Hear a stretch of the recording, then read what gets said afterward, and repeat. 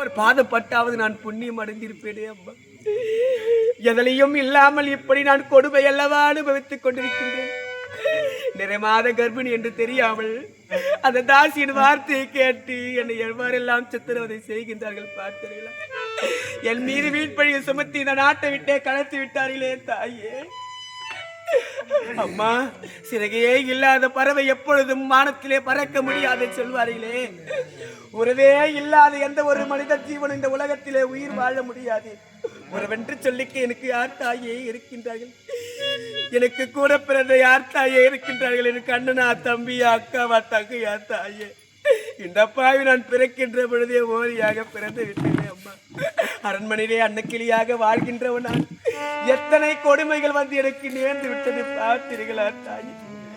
நேடு ஏந்தக்கூடிய கரத்திலே நான் திருவோடு ஏந்தி கொண்ட வீதி வீதியாக பிச்சு எடுக்க வேண்டும்.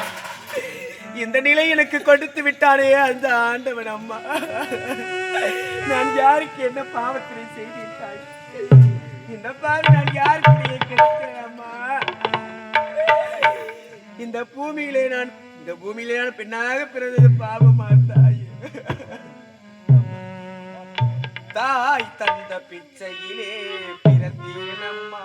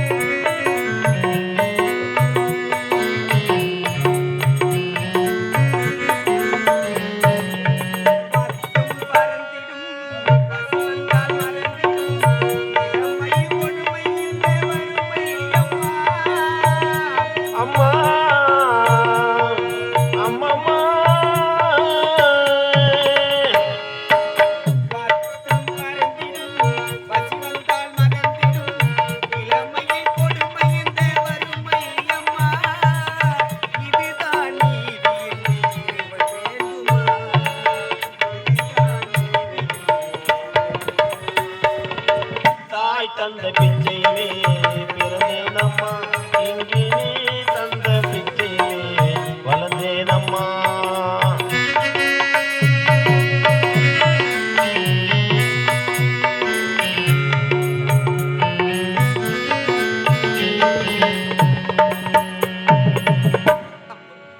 உயர்ந்த கோபுரத்திலே நான் கொடியாக